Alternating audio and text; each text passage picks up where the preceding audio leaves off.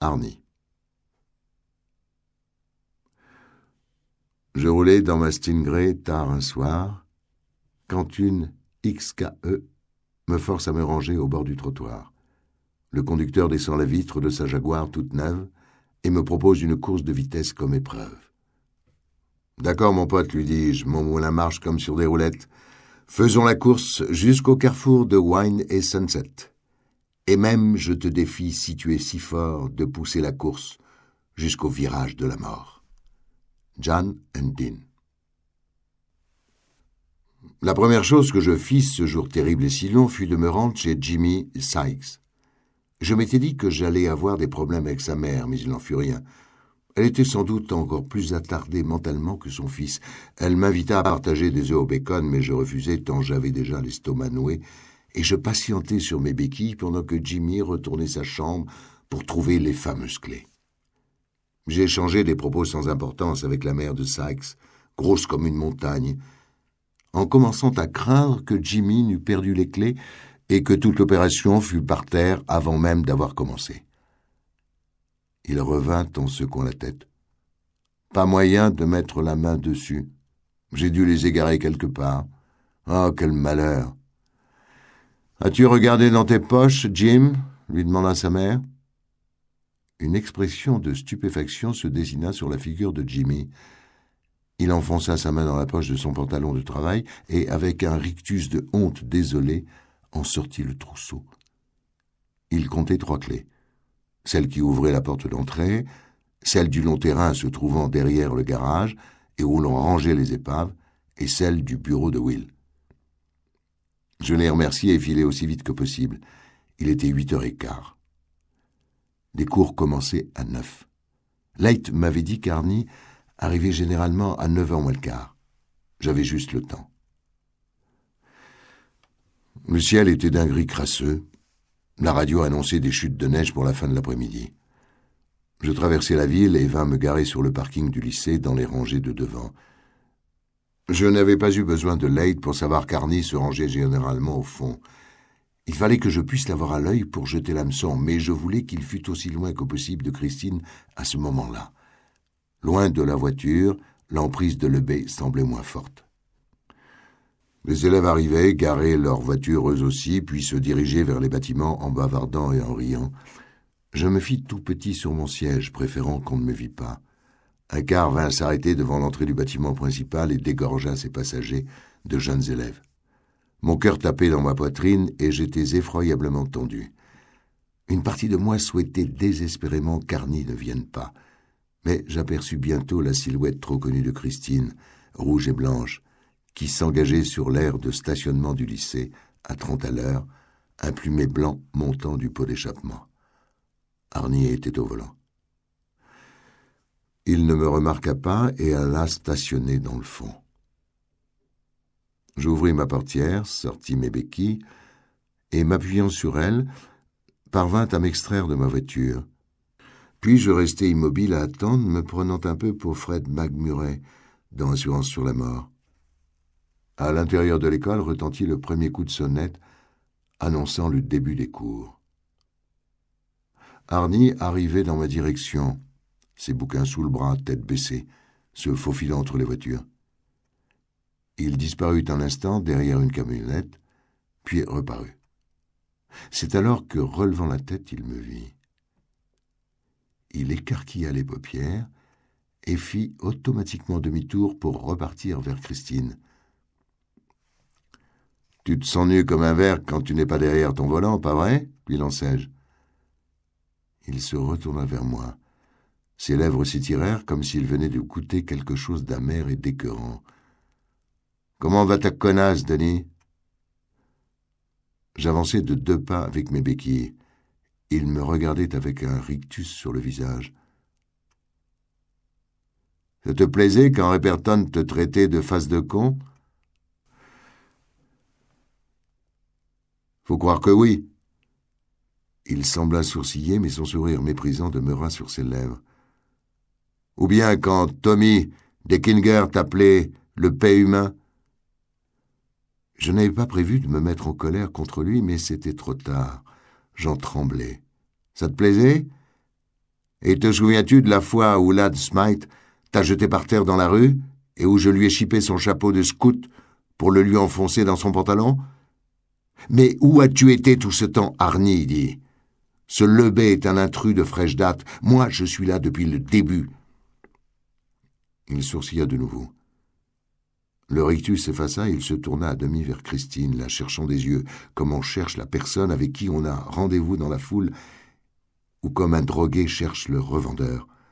« Tu n'as pas besoin d'elle à ce point-là? Mon vieux, t'es salement accroché. » « Je ne comprends pas de quoi tu parles. Tu m'as volé ma copine. T'as fait ça derrière mon dos. Tu m'as trompé. T'es qu'un merdeux comme tous les autres. Je pensais que je pouvais te faire confiance. En fait, t'es pire que Reperton et ses semblables. Tu me l'as volé, espèce de merdeux. » Je fis un pas en avant, la neige était glissante. « On ne vole pas ce qui vous est offert. Qu'est-ce que tu racontes? Je parle du soir où elle s'est étouffée dans ta voiture. Du soir où Christine a tenté de la tuer. Ce soir-là, tu lui as dit que tu n'avais pas besoin d'elle et qu'elle aille se faire voir. C'est pas vrai, tu mens. C'est un mensonge. À qui suis-je en train de parler maintenant? Aucune importance. Ce n'est qu'un sale mensonge. J'aurais dû m'y attendre avec cette petite salope. » J'avançai d'un nouveau pas. « Quand tu signes, Arnie, ta signature n'est plus la même qu'avant. Tais-toi, Denis. Ton père dit que tu es comme un inconnu chez toi. Je te préviens, à quoi bon? Je ne sais que trop ce qui va se passer. Et Leight aussi. Ce qui est arrivé à Buddy Reperton, à Will Darnell et aux autres. En vérité, t'es plus du tout Arnie. Et je sais que tu es là, le B. Alors sors, que je te vois. Je t'ai déjà vu d'ailleurs. Quand tu m'as ramené chez moi le 1er janvier, hier soir, quand tu es allé chercher ce poulet frit, je sais que tu es là. Alors cesse de jouer au plus malin et montre-toi. » Et c'est ce qu'il fit. Le visage d'Arnie se transforma. Une expression amère tordit sa bouche, comme une rose de rancœur. Je vis à quoi ressemblait le grand frère de George Lebet. Et s'il y a une seule chose dont je me souvienne à propos de Rolly à cette époque, c'est qu'il était tout le temps en colère. Il s'approcha de moi. Ses yeux étaient brouillés et vides. Son expression était gravée sur mon visage comme une marque au fer rouge. Je repensais à la cicatrice que George Lebet portait sur son avant-bras, du coude jusqu'au poignet. Ne voilà-t-il pas qui revient, me soulève et me jette au loin? J'entendais ce gosse de 14 ans crier « Tu tâcheras de ne plus te trouver en travers de mon chemin, sale petit morveux, tu m'entends ?» C'était bien Lebet que j'avais en face de moi. Maintenant, un type qui n'admettait pas de perdre. « Bats-toi contre lui, Arnie. Ça fait trop longtemps qu'il mène la barque. Bats-toi, tue-le, ne le laisse pas. » Il donna un coup de pied dans ma béquille droite. Je chancelai, parvins presque à rester debout, puis il donna un autre coup de pied dans la béquille gauche. Je m'affalai sur la neige tassée. Il avança d'un pas et se tint au-dessus de moi, dur et inconnu. « Tu l'as voulu? Tu l'auras. »« C'est sûr, » répondis-je en haletant. « Tu te rappelles des fourmis, Arnie? Tu es encore là? Ce salaud qui est là n'a jamais eu de fourmis dans sa vie. Il n'a même jamais eu d'amis. » Et soudain, le calme dur se brisa. Le visage tourbillonna. Je ne vois pas comment le dire autrement. Lebet était toujours là, furieux de devoir réprimer une sorte de mutinerie intérieure. Puis c'était Arnie, les traits tirés, honteux, montrant une souffrance désespérée. Puis Lebet de nouveau, qui allait me redonner un coup de pied pendant que je tentais de rattraper mes béquilles, me sentant comme un idiot. Puis de nouveau Arnie, mon ami Arnie, remontant ses cheveux de la main d'un geste habituel. Arnie qui disait « Oh, Denis, excuse-moi, je suis désolé, absolument désolé. » « Il est trop tard pour regretter, mon vieux. » Je saisis une béquille, puis l'autre, et me relevai lentement. Mes mains étaient insensibles à cause du froid. Arnie ne bougea pas pour m'aider. Il se tenait le dos contre la camionnette, les yeux écarquillés, choqué. « Denis, je n'y peux rien. Des fois, j'ai même plus l'impression d'être là. Aide-moi, Denis. Aide-moi. » Le B est là. Il est toujours là. Oh mon Dieu, toujours, sauf dans la voiture. Quand Christine roule, il est avec elle. C'est le seul moment où il... Arnie se tut. Sa tête pencha de côté. Son menton se mit à rouler contre sa poitrine comme un axe déréglé, ses cheveux pendouillaient vers le sol. De la bave sortit de sa bouche et tomba sur ses souliers. Il se mit à hurler, un son très aigu, et à taper avec ses mains gantées contre la camionnette derrière lui. « Va-t'en, va-t'en, va-t'en !» Plus rien pendant quelques secondes. Rien, à part son corps qui se trémoussait comme si un panier de serpents avait été vidé à l'intérieur de ses vêtements, et ce lent et atroce roulement de son menton contre sa poitrine. Je crus un instant qu'il allait l'emporter sur l'autre vieux salaud. Mais quand il releva la tête, ce n'était plus Arnie. Le bec était devant moi. « Ça va se passer comme il a dit. Laisse tomber, petit gars. Il se peut que je ne te passe pas dessus. Viens ce soir chez Darnell. Nous jouerons. J'amènerai Leigh. Amène Christine. »« C'est moi qui choisis le moment et le lieu, » répondit le B, avec la bouche d'Arnie, avec ses dents jeunes et encore bonnes. « Tu ne sauras pas quand ça se passera et où, mais tu sauras quand le moment viendra. » « Réfléchis-y, » répliquai-je, presque sur le ton de la conversation.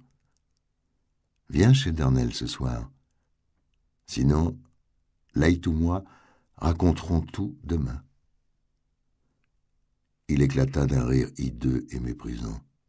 « Et où cela vous mènera-t-il ? À l'asile. Certes, au début, on ne nous prendra pas au sérieux, je te l'accorde. Mais croire qu'on flanque les gens dans un asile dès qu'ils parlent de fantômes ou de démons, c'était bon de ton temps, le B. Aujourd'hui, on a l'exorciste, Amityville et tout ça. Beaucoup de gens croient à cela. » Il ricanait toujours, mais ses yeux trahirent quelque chose. Peut-être la première trace de peur. J'ajoutai, « Et ce dont tu ne sembles pas te rendre compte, c'est du nombre de gens qui savent qu'il y a quelque chose de bizarre dans cette histoire. » Son rictus disparut enfin. Il devait certainement avoir déjà pensé à ce que je venais de lui dire. Mais peut-être que tuer finit par devenir une habitude, mais qu'au bout d'un moment, on n'est plus capable de s'arrêter et de faire le bilan. Il poussa une sorte de grognement et se détourna pour s'éloigner. « Songe-y sérieusement, » lançai-je dans son dos. « Le père d'Arnie sait qu'il se passe quelque chose de tordu. Le mien aussi. Et je suis sûr qu'il y a quelque part des policiers qui sont prêts à entendre n'importe quelle explication sur la mort de leur ami Jenkins. Car tout ramène à Christine. Christine. Christine. Un de ces quatre, quelqu'un va la fourrer dans la machine à écraser la tôle qui se trouve derrière chez Darnell. » Il se retourna vers moi et me fixa avec dans le regard un mélange de haine et de peur. « Oui, les gens nous riront au nez, continuai-je, je n'en doute pas. Mais j'ai en ma possession 2 morceaux de plâtre portant chacun une signature d'Arnie. Sauf que l'une des 2 n'est pas la sienne. C'est la tienne, le B. Je les montrerai aux flics, et je les ferai chier. jusqu'à ce qu'il les fasse examiner par un graphologue spécialisé qui ne manquera pas de confirmer. Alors les gens se mettront à surveiller Arnie, et à surveiller Christine aussi. Tu me suis? Petit gars, tu me fais aussi peur qu'une mouche. Mais ses yeux disaient autre chose. J'avais réussi à l'atteindre. C'est inévitable, poursuivis-je. Les gens ne sont rationnels qu'en surface. Ils redoutent toujours de casser du verre, sauf si c'est du verre blanc. Ils évitent de passer sous les échelles. Ils croient à la vie après la mort. Tôt ou tard, et plus tôt que tard, si là et moi débitons tout ce que nous savons, quelqu'un réduira cette bagnole en boîte à sardines. Je suis prêt à parier que ce jour-là, tu y passeras aussi. Ça te ferait trop plaisir, hein? Nous serons chez Darnell ce soir. Si t'es vraiment bon, tu peux te débarrasser de nous deux d'un seul coup. Ce ne sera pas la fin de tes ennuis, mais ça te laissera peut-être un peu de répit encore. Un peu de temps pour quitter la ville. Mais je ne crois pas que tu sois assez fort pour ça, l'ami. Ça a trop longtemps duré. Du balai. Puis je revins vers ma Duster en maniant mes béquilles plus maladroitement que nécessaire pour lui faire croire que j'étais plus mal en point qu'en réalité. Je l'avais sérieusement ébranlé en parlant des 2 signatures. Il était temps de filer avant de perdre l'avantage. Mais encore une chose tout de même. Une chose qui achèverait de rendre Lebet fou furieux. Je tirai ma jambe gauche des 2 mains pour la rentrer dans ma voiture, claquai la portière, baissai la vitre, et le regardant dans les yeux avec un large sourire, lui lançai « Elle est fantastique, au pieu. Dommage que t'en profiteras jamais. » En grognant de rage, il bondit sur la voiture, mais j'avais déjà remonté la vitre et fermé le verrou de la portière. Je mis le contact tranquillement, tandis qu'il tapait comme un sourd sur la vitre. Son visage était tordu, terrible. Il n'avait plus rien d'Arnie. Rien du tout. Mon vieux copain n'était plus là. Intérieurement écrasé de tristesse, je maintins néanmoins sur mon visage ce sourire salace et insultant. Puis, lentement, je lui montrai un doigt. « Je t'emmerde, Lebet !» lui criai-je en le laissant là, tremblant de cette fureur aveugle dont son frère m'avait parlé. Plus que sur toute autre chose, c'était là-dessus que je comptais pour l'amener le soir même, là où je voulais. Pétunia. Un liquide chaud coulait de mes yeux, mais je parvins ce soir-là à la retrouver et à la serrer pour notre dernier baiser. J. Frank Wilson and the Cavaliers. Il était 10h moins le quart quand j'arrivai chez Johnny Pemberton, un grand type baraqué vêtu d'une veste de chasseur à gros carreaux rouges et noirs et de bottines vertes. Un vieux galurin cachait sa calvitie. « Il va encore neiger, dit-il en regardant le ciel. Je me demandais si t'allais te pointer, mon gars, mais j'ai quand même sorti ce que je t'ai réservé. Qu'est-ce que tu en penses de ça? » J'avais sous les yeux un véhicule étrange. Il s'en dégageait une odeur assez forte et pas exactement agréable. Autrefois, il y a très longtemps, ça avait été un engin de la marque GM. C'est en tout cas ce qui était écrit sur l'énorme museau du véhicule. À présent, il y avait un peu de tout dedans. Mais ce qui était sûr, c'est que ce véhicule était énorme. Le sommet de la calandre était à la hauteur de la tête d'un homme de grande taille. La cabine de pilotage au-dessus ressemblait à un gros casque carré. Sur la plateforme qui se trouvait derrière, un réservoir rond et long monté sur des doubles roues. Cela ressemblait assez à un camion-citerne pour transporter de l'essence, sauf que je n'avais jamais vu de camion-citerne peint en rose vif. Le nom Pétunia était écrit sur le côté en lettres gothiques de 60 cm de haut. « Je ne sais pas quoi en penser, lui répondis-je. Qu'est-ce que c'est? » Pemberton se colla une clope dans la bouche, l'alluma et dit « Une pompeuse de merde. » « Une quoi? » 75 600 litres de contenance, fit Pemberton. C'est une sacrée déboucheuse, cette Pétunia. Je commençais à comprendre. Et il y avait là-dedans un humour ironique et absurde qui n'eût pas déplu à Arnie, l'ancien Arnie.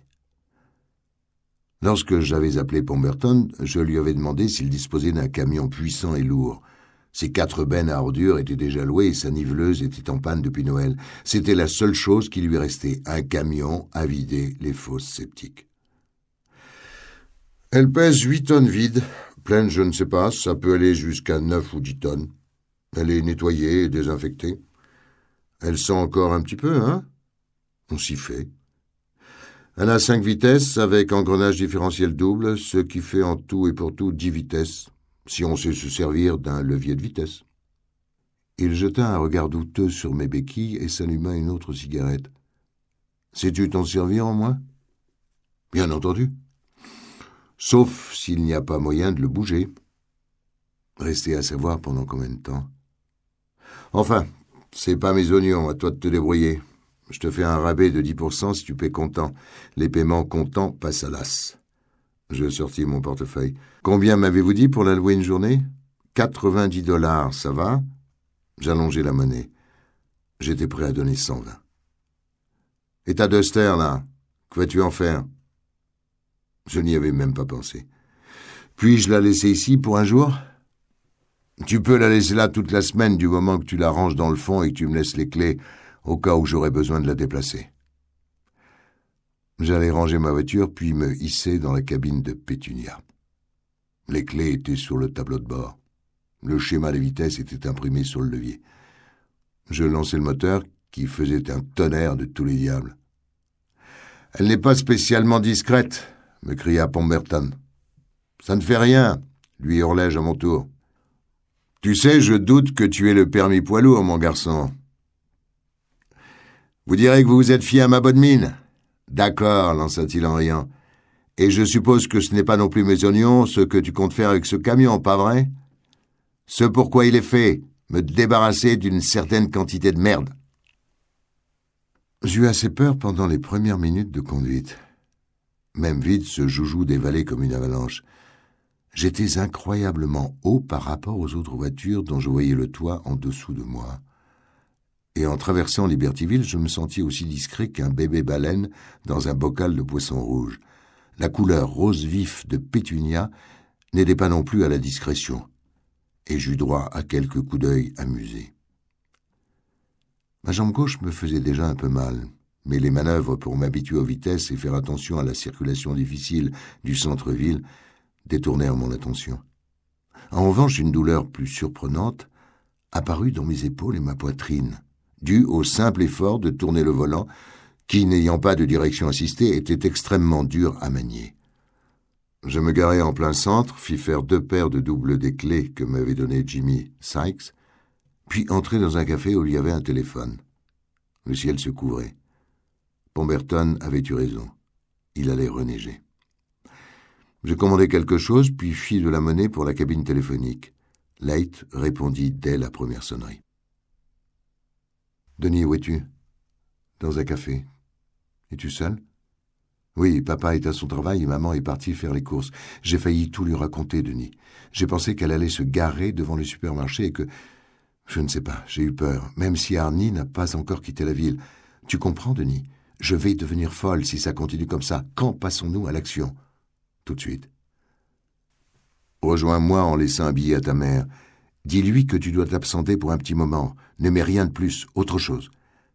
As-tu un analgésique chez toi ? Quelque chose pour tuer la douleur ? Oui, je vais prendre un produit que mon père utilisait quand il s'était fait mal au dos. C'est pour ta jambe, Denis ? Oui, j'ai un peu mal. Bon, j'arrive tout de suite. Mon Dieu ! S'exclama Leight en contemplant la magnificence rose de Pétunia qui réduisait à l'état de naine la Chevrolet et la Volkswagen stationnées de chaque côté d'elle. Mais qu'est-ce que c'est que ça ? Une pompeuse de merde, répondis-je le plus sérieusement du monde. Elle me regarda interloquée puis éclata de rire. Je sais que ça a l'air assez ridicule, je sais, mais... C'est le moins qu'on puisse dire, répondit Leight entre 2 éclats de rire. Mais si on n'y arrive pas avec ça... Et après tout, c'est bien l'engin que Christine mérite, tu ne crois pas ? En effet, j'ai pensé ça, moi aussi. Eh bien, grimpons, j'ai froid. Elle monta dans la cabine la première. Pouah, fit-elle en sentant l'odeur. Je souris. On s'y fait, tu verras. J'avais déjà moins mal à la jambe gauche. Les 2 cachets que j'avais pris au café dès l'arrivée de Leight commençaient à faire effet. Denis, ta jambe peut-elle tenir le coup? Il faudra bien, lui répondis-je en claquant lourdement ma portière.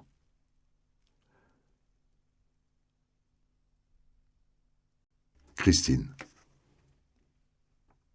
J'ai dit à mon ami, je parle tout le temps, John, lui ai-je dit, ce n'était pas son vrai nom. L'obscurité nous entoure, que faire contre ça? Ou alors, pourquoi pas, par exemple, acheter une grosse bagnole? Conduis, dit-il, nom de Dieu, fais attention où tu vas. Robert Crillet. Il était 11h30 environ lorsque nous nous mîmes en route. Les premiers flocons de neige commençaient à tomber. Je cheminai d'abord jusque chez les Sykes, où visiblement il n'y avait personne. La mère devait être à son travail et le fils était peut-être parti pointer au bureau le chômage. Leight trouva une vieille enveloppe dans son sac, mit le trousseau de clés de Jimmy dedans et glissa le tout dans leur boîte aux lettres. « Et maintenant ?» demanda Leight. Encore un coup de fil à donner. Nous trouvâmes en route une cabine téléphonique. Je descendis et allai composer le numéro de Horlicks. Arnie m'avait dit un jour que son père restait le plus souvent à son bureau entre ses cours, y mangeant même son déjeuner qu'il emportait dans un sac. Michael répondit presque immédiatement. « Denis, j'ai tenté de te trouver chez toi. Ta mère m'a dit... »« Où va-t-il? Comment sais-tu qu'il part? Tu dois me dire... » Je n'ai pas le temps de répondre à la moindre question, Michael. Où va-t-il? Il va avec sa mère cet après-midi à l'université de Penn State, tout de suite après les cours. Arnie a appelé Regina ce matin pour lui demander si elle voulait bien l'accompagner. Il lui a raconté qu'il avait eu l'impression de retrouver soudain ses esprits, de s'être rendu compte que s'il ne s'occupait pas sérieusement de son entrée en faculté, il risquait d'en pâtir et que Penn State lui paraissait le choix le meilleur. Il lui a donc demandé de l'accompagner et de parler au directeur de la section Arts et Sciences et à quelques professeurs d'histoire et de philosophie. Il faisait si froid dans la cabine téléphonique que mes mains étaient engourdies. Leight me regardait parler, penchée tout en haut du camion. Elle avait l'air anxieuse. « Comme tu arranges tout cela très bien, Arnie, me dis-je. Tu es encore très fort dans ce jeu d'échecs. » Il manipulait sa mère comme un pantin au bout d'un fil. J'eus un instant pitié d'elle, mais après tout, combien de fois Regina n'avait-elle pas elle-même manipulé autrui comme dans un théâtre de guignols? Maintenant qu'elle avait perdu la moitié de son bon sens, le bey la pâtait avec l'unique promesse qui pouvait la faire accourir, et l'idée que les choses puissent redevenir comme avant. « Quand partent-ils » demandai-je à Michael. « Regina va le chercher au lycée à la fin des cours du matin. Il a obtenu un billet d'absence. » Cela signifiait qu'il quitterait Libertyville dans moins d'1h30. Puis je lui posai une dernière question, bien que j'en connusse déjà la réponse. « Ils ne prennent pas Christine, n'est-ce pas? »« Non, ils prennent notre voiture. » Regina délire de joie, Denis. Littéralement. Cette idée d'aller avec elle à Penn State, très inspirée. Rien n'aurait pu empêcher Regina de donner à fond dedans. « Denis, dis-moi, que se passe-t-il? »« Je t'en prie. »« Demain, Michael. C'est promis, juré. Mais d'ici là, je voudrais que vous fassiez encore quelque chose pour moi. C'est sans doute une question de vie ou de mort pour ma famille et pour celle de Leight Cabot. Vous... » « Oh mon Dieu !» s'écria Michael du ton de l'homme qui comprend enfin tout. « Arnie est parti de Libertyville chaque fois que... » Sauf la fois où c'est Welch qui a été tué. Et cette nuit-là, Regina jure qu'il dormait dans son lit. Ce que je ne mets pas en doute. Denis, qui conduit cette voiture? Qui se sert de Christine pour tuer pendant qu'Arnie n'est pas là? Je faillis le lui dire. Mais la réponse aurait entraîné d'autres questions, par dizaines, sans même être sûr qu'il me croirait. Michael écoutait. Je vous demande d'appeler mon père et celui de Leigh. Il le faut. Que tout le monde se réunisse chez elle. Je crois que vous devriez vous joindre à eux, d'ailleurs. Restez tous ensemble tant que Leigh et moi ne sommes pas de retour, ou tant que nous ne vous appelons pas. Mais qu'ils comprennent bien ceci, il ne faut pas qu'ils sortent après. Rapide calcul dans ma tête. Si Arnie et Regina quittaient Libertyville à 14 heures, combien de temps devait s'écouler pour que son alibi soit en plomb? Après 4 heures de l'après-midi. Après 4 heures, aucun de vous ne doit être dans une rue. N'importe quelle rue, sous n'importe quel prétexte. Mais Denis, je ne peux tout de même pas. Si, Michael, il le faut. Vous convaincrez sans peine mon père, puis à vous deux, vous devriez arriver à convaincre monsieur et madame Cabot. Et tenez-vous vous-même à l'écart de Christine, Michael. Mais il part directement du lycée, Denis. Et Arnie a dit qu'il ne craignait pas de laisser la voiture au parking du lycée. Si jamais vous aperceviez la voiture par la fenêtre, devant chez vous par exemple, surtout ne sortez pas, c'est bien compris? Oui, mais appelez d'abord mon père. Promis? D'accord. Promis. Mais Denis, merci, Michael. Et je raccrochai. J'avais beau avoir mains et pieds gelés, mon front ruisselait de sueur. « Qu'a-t-il dit ?» me demanda Leigh lorsque je fus de retour dans le camion. « A-t-il promis ?» Oui, il a promis. Je suis sûr que mon père veillera à ce qu'ils se réunissent tous et ne bougent plus. Si Christine part aux trousses de quelqu'un ce soir, ce ne pourra être que de nous. Très bien. Je mis Pétunia en marche et nous repartîmes. Le décor était planté, aussi bien que possible en tout cas. Restait à attendre le début de l'action. Nous traversâmes les quartiers nous séparant du garage d'Arnell sous une chute de neige légère mais continue, et arrivâmes à destination quelques minutes après 13 heures. Le garage respirait l'abandon, et Pétunia vint s'arrêter juste devant la porte d'entrée. Les pancartes n'avaient pas changé depuis cette lointaine soirée d'août, où, pour la première fois, Arnie y avait amené Christine. « Faites des économies, apportez votre savoir, nous vous fournissons les outils, location à la semaine, au mois ou à l'année, klaxonnez pour qu'on vous ouvre. » Mais la seule pancarte qui possédait encore un sens était celle qu'on pouvait lire à travers la fenêtre du bureau plongé dans l'obscurité, fermée jusqu'à nouvel ordre. « Sinistre comme endroit, » fit Leigh à voix basse. « Tu l'as dit. Tiens, prends ce double des clés du garage. Une d'elles doit ouvrir cette porte. » Pendant qu'elle descendait, je surveillais attentivement les environs grâce aux 2 rétroviseurs du véhicule, l'intérieur et l'extérieur. Mais nous n'éveillions apparemment aucune attention particulière dans le quartier.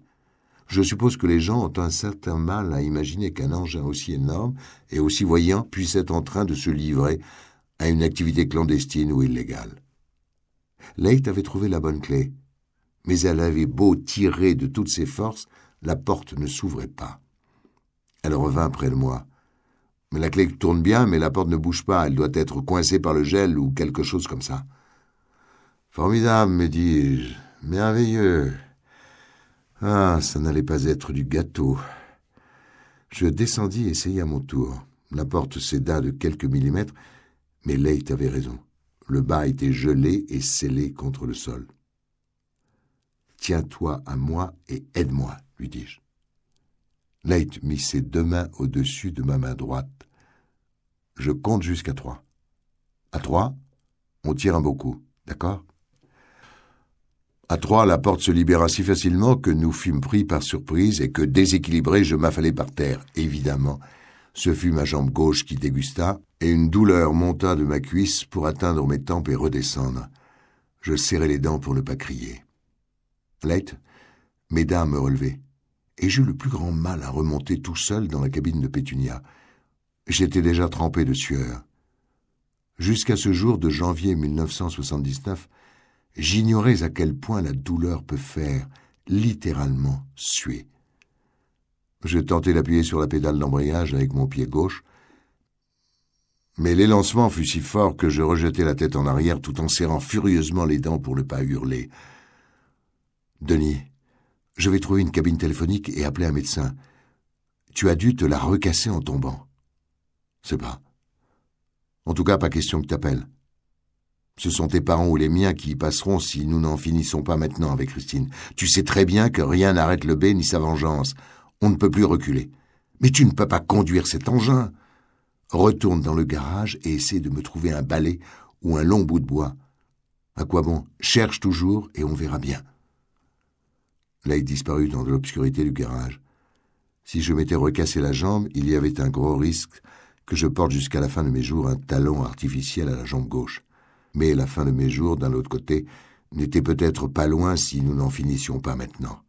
Charmante perspective. Light revint avec un balai dont le manche était vissé. « Ça ira ?» Pour entrer dans le garage, oui. Une fois dedans, nous verrons si nous ne trouvons rien de mieux. J'enfonçai la pédale de débrayage avec le manche du balai et mis en première. Je n'avais pas fait un mètre que le bout du manche glissait sur la pédale, et Pétunia pénétra dans le garage en hoquetant violemment. J'écrasai le frein du pied droit. Le camion cala. Mais pour l'essentiel, nous étions entrés. « Light, il me faut quelque chose de plus large en bas. » Elle descendit et partit en quête de l'objet souhaité. En l'attendant, je contemplais l'ancien quartier général de Darnell. Il ne restait que 4 ou 5 vieilles voitures, tellement abîmées que personne n'avait pris la peine de les réclamer. Tous les autres box, avec leur numéro peint devant à la peinture blanche, étaient vides. Je jetai un rapide coup d'œil au box 20, vide lui aussi. Les étagères, autrefois couvertes de pneus, étaient également vides, mis à part quelques vieux débris usés jusqu'à la corde. Light était rentrée dans le bureau de Will. À travers la cloison de verre, je la voyais aller et venir. Elle appuya sur des boutons et les lampes suspendues au plafond du garage s'allumèrent, aussi froides que la neige du dehors. L'électricité n'était donc pas coupée. Il faudrait éteindre la lumière, mais nous pourrions allumer le chauffage pour avoir moins froid. C'était déjà ça. Elle ouvrit une porte au fond du bureau et disparut quelques instants. Je jetai un coup d'œil à ma montre. 13h30. Lorsqu'elle revint, elle tenait un balai au cédar pourvu d'une large éponge jaune en bas. « Parfait !» m'exclamai-je. « Maintenant, ça va être du sérieux. Où as-tu trouvé ça ?»« Dans le cabinet de toilette qui est derrière, » répondit-elle en fronçant les narines. « Ça pue ?»« Oui, c'est sale, ça pue le cigare. Et dans un coin, il y a une pile de bouquins porno. » Voilà donc ce que Darnell laisse derrière lui, pensai-je. S'il n'avait tenu qu'à moi, j'aurais fait raser cet endroit et recouvrir le tout de goudron. Pour moi, ce garage était une tombe. Lebet et Christine y avaient tué l'esprit de mon meilleur ami et s'étaient emparés de sa vie. Je vis tout de suite qu'il m'était beaucoup plus facile de manœuvrer le camion avec ce nouveau balai, en première du moins. Je lui fis faire un demi-cercle et placer l'arrière de Pétunia contre un des côtés du garage, juste derrière le bureau de Darnell, de façon à ce que l'avant du camion fût pointé directement sur la porte d'entrée. Puis j'arrêtai le moteur et dis à Light d'aller éteindre les lampes. Elle en profita pour allumer le chauffage. Une fois les lampes éteintes, le garage fut de nouveau plongé dans l'ombre. La lumière qui entrait par la porte restée ouverte était faible, atténuée par la neige. Elle atteignit à peu près le milieu du garage, où elle éclairait le ciment fendu et taché d'huile. Je m'enfonçai sur mon siège et passai mes mains sur le dessus de mes cuisses. Mon jean était tout tendu sur la gauche. La vache! Elle gonflait déjà. Et elle me faisait mal, sacrément mal. Light me dit que j'avais une mine affreuse. Je me contentai de fermer les paupières et de reposer la tête en arrière. Alors le temps sembla ralentir. 2h moins le quart, 2h. Dehors, les chutes de neige étaient un peu plus épaisses, mais guère.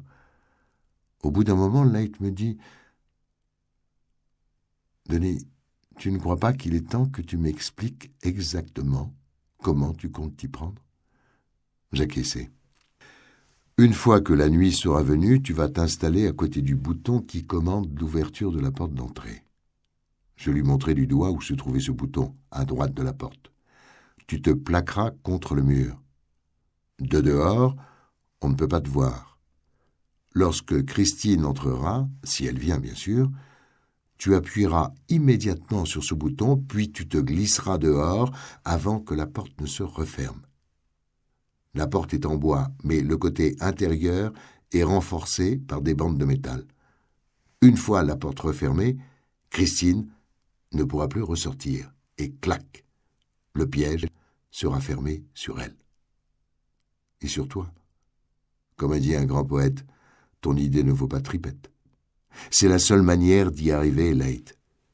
Si tu te trouves à l'intérieur du garage lorsque la porte d'entrée se refermera, Christine te passera dessus. Inutile de rêver à la possibilité de déclencher la fermeture de la porte depuis le bureau de Darnell. De toute façon, il n'y a pas de bouton pour ça. Tu as vu ce que Christine a fait des murs de sa maison. Le visage de Leigh exprimait une certaine obstination. Eh bien alors, gare le camion à côté de la porte d'entrée, de façon à ce que je puisse pousser le bouton en me penchant par la portière. J'appuierai dessus dès qu'elle entrera. Non. Si je me mets là, le camion sera en partie visible de l'extérieur. Et si elle le voit, Christine ne rentrera pas. Ça ne me plaît pas. Je ne veux pas te laisser seul ici. Tu t'es servi de moi. Je mis mon bras autour de ses épaules. Ne t'en fais pas. Tu cours autant de dangers que moi, davantage même, car tu seras juste à côté d'elle lorsqu'elle entrera.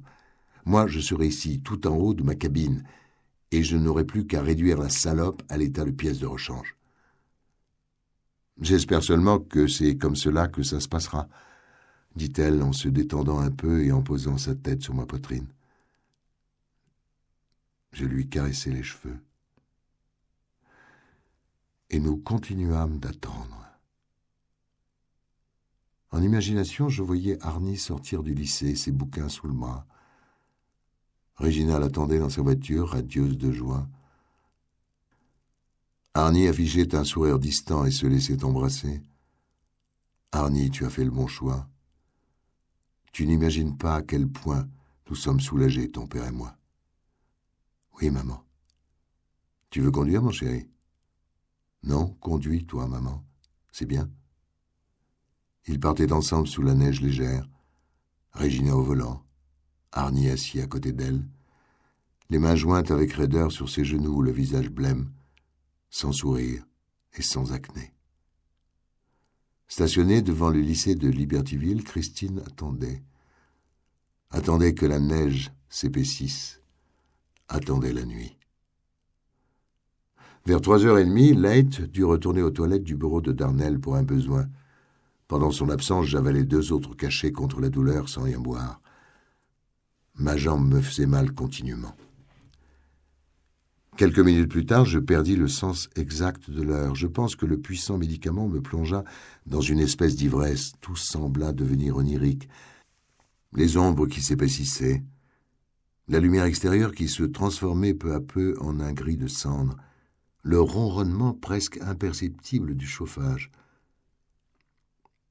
Je crois que nous fîmes l'amour. Pas de la manière habituelle. C'eût été impossible avec ma jambe. Mais je crois bien me souvenir que la respiration de Leigh devenait de plus en plus haletante contre mon oreille, qu'elle me répétait de faire attention. Elle avait déjà perdu Arnie et ne voulait pas me perdre aussi. Il me semble me souvenir d'une explosion de plaisir qui effaça totalement, bien mieux que tous les cachets du monde, la douleur que je supportais, mais de manière bien trop brève, après quoi je m'assoupis. Plus tard, Leigh me secoua pour que je me réveille et répéta mon nom à mon oreille. « Hein, quoi ?» fis-je en me réveillant. Je me sentais tout perdu et j'avais l'impression que ma jambe gauche était en verre, sur le point d'éclater. J'avais aussi mal aux tempes et l'impression que mes globes oculaires étaient trop gros pour mes paupières. Je regardais Leigh en clignant les yeux comme une chouette abasourdie. « Il fait nuit, » me souffla-t-elle. « Je crois que j'ai entendu quelque chose. » Je clignais encore les yeux et regardais ma montre. Il était 6h moins le quart. Si tout s'était passé comme prévu, mes parents et ma sœur devaient à présent se trouver, ainsi que Michael, chez les parents de Leigh. Je regardais le rectangle d'obscurité raturé de blanc par la neige où était la porte du garage. Le vent hurlait. « Ce n'est que le vent, lui dis-je. On dirait qu'il parle. Peut-être, mais... » Je ne voulais pas qu'elle quitte la sécurité de la haute cabine de Pétunia. Mais si elle ne descendait pas maintenant, elle ne descendrait peut-être jamais. Entendu. Mais rappelle-toi, colle-toi bien sur le côté de la porte. Si elle vient, il se peut qu'elle reste un moment dehors, comme un animal qui hume l'air en quelque sorte. Surtout, n'aie pas peur, ne bouge pas, ne te trahis pas, reste impassible et attends bien qu'elle soit dedans. Alors là, appuie sur le bouton et file. Compris ? Oui, murmura-t-elle. Je ne te verrai que quand tout sera fini. Je crois en effet. Te souviens-tu de la morte d'Arthur, me demanda-t-elle alors, tout en cherchant quelque chose dans son sac. Oui, un peu. La morte d'Arthur de Malory était un des textes du Moyen-Âge que nous avions étudiés en classe. La raison pour laquelle Leigh me parlait de ça m'échappait complètement. Elle trouva enfin ce qu'elle cherchait. Un foulard rose très fin, comme les filles en portent parfois sur les cheveux, qu'elle me noua autour du bras gauche. « Mais qu'est-ce que tu fabriques ?» dis-je en souriant. « Sois mon chevalier, » me répondit-elle en souriant aussi, mais avec un regard absolument sérieux. « Sois mon chevalier, Denis. » Je pris le balai qu'elle avait trouvé dans les toilettes de Will et la saluai avec. « D'accord, appelle-moi Messire Océdar. Ris si tu veux, mais ne fais pas de blagues. Entendu ? Tue-la pour de bon. Tue-la. » Puis elle me serra contre elle et descendit. J'eus le temps de lui lancer encore. « Rappelle-toi bien au sujet du bouton, hein ? Un bon coup. Faudrait pas que la porte se ferme à moitié. Il ne faut pas qu'elle ressorte d'ici. Vu ? Vu. Si je ferme aujourd'hui les yeux, je la revois telle qu'elle était à ce moment-là, juste avant que tout se mette à aller terriblement de travers. Grande et belle, ses longs cheveux blonds de la couleur du miel frais, ses hanches, ses longues jambes et ses étranges pommettes, sa grâce de danseuse. Et je pourrais rêver encore longtemps à ce tableau, car évidemment, pendant que nous tendions notre piège à Christine, ce vieux monstre infiniment futé nous tendait le sien. Avons-nous vraiment cru que nous pouvions la rouler si facilement ? Oui, je crois que c'est ce que nous avons cru. Mes rêves repassent avec une lenteur effroyable. Je revois le doux balancement de ses hanches tandis qu'elle avance. J'entends les talons de ses bottes claquer sur le ciment. Je distingue même le petit bruit de frottement que fait son anorak. Elle marche lentement et sa tête est relevée. C'est elle qui est l'animal maintenant, mais pas une prédatrice. Elle marche avec la grâce prudente du zèbre, approchant du trou d'eau à la tombée de la nuit. C'est la démarche de l'animal qui flaire le danger. Je voudrais crier à travers le pare-brise de Pétunia. « Reviens, Leigh. Reviens vite, tu avais raison, tu as entendu quelque chose, elle est dehors sous la neige, tout faisait un tapis. Leigh, reviens !» Leigh s'immobilisa soudain, ses poings se fermèrent. 2 cercles de lumière crue éclatèrent dans l'obscurité neigeuse du dehors. 2 yeux blancs qui s'ouvraient. Leigh s'immobilisa affreusement exposée. Elle était à une quinzaine de mètres de la porte, légèrement vers la droite. J'étais aussi stupéfait qu'elle, et nous perdîmes tous deux de précieuses secondes. Puis les 2 phares se mirent en route, et je vis la forme basse de Christine se dessiner derrière. J'entendais le hurlement furieux de son moteur augmenter tandis qu'elle traversait la chaussée, bondissant du poste d'observation où elle attendait peut-être depuis plus longtemps que nous le croyions. La neige glissait sur le toit. Elle parvint sur la rampe qui séparait la rue de l'entrée du garage en accélérant. « Leigh !» hurlai-je en tâtonnant pour trouver les clés de contact. Leigh bondit sur la droite et courut jusqu'au bouton qu'elle écrasa à l'instant même où Christine s'engouffrait sauvagement dans le garage. J'entendis le bruit de la porte qui se refermait. Christine tourna vers la droite, tentant d'atteindre Leigh. Elle ne réussit qu'à heurter le mur avec son pare-choc avant droit, en arrachant un bout dans un crissement métallique qui n'était pas sans faire penser à un rire d'ivrogne. Des étincelles fusèrent et Christine dérapa en un long virage sur elle-même. Elle ne manquerait plus Leigh le prochain coup. Leigh qui était coincée dans le recoin à droite de la porte sans possibilité de s'y cacher. Elle pouvait encore réussir à sortir du garage avant que la porte ne se referme, mais d'un autre côté, j'avais terriblement peur que cette porte ne se referme pas assez vite et n'empêche pas Christine de ressortir. Si Christine sortait juste au moment où la porte retombait, elle aurait sans doute le toit arraché, mais n'en serait pas pour autant arrêtée. Je le savais. Le moteur de Pétunia démarra et j'allumai les phares qui vinrent éclabousser la porte du garage qui se refermait. Leigh, dos au mur, yeux écarquillés. Son anorak avait sous mes phares une teinte bleuâtre, étrange et presque électrique, et je pensais malgré moi que son sang paraîtrait violet. Elle regardait Pétunia, puis Christine tour à tour. Christine fonçait maintenant de nouveau sur elle, en faisant hurler ses pneus à tel point qu'ils laissaient sur le ciment des traces noires d'où montait de la fumée. J'eus le temps de remarquer que Christine n'était pas vide cette fois. Elle était au contraire emplie de gens. Juste avant que Christine n'arrive sur elle, Leigh fit un bond assez disgracieux évoquant un diable sortant d'une boîte. Un instant, je me demandais si elle n'allait pas sauter carrément au-dessus de la Plymouth, comme si elle avait porté des bottes de 7 lieues. En réalité, Leigh s'accrocha aux équerres métalliques rouillés sur lesquels reposait une étagère, à 2,80 m environ du sol et à un bon mètre au-dessus de sa tête. L'étagère courait d'ailleurs le long des 4 murs du garage. Autrefois, elle était entièrement recouverte de vieux pneus, mais à présent, elle était quasiment vide. Accrochée aux équerres, Leigh envoya ses jambes en l'air, plus haut que le niveau de ses épaules, et Christine vint heurter le mur juste en dessous d'elle. Si elle avait soulevé ses jambes un instant plus tard, elles eussent été coupées net au genou.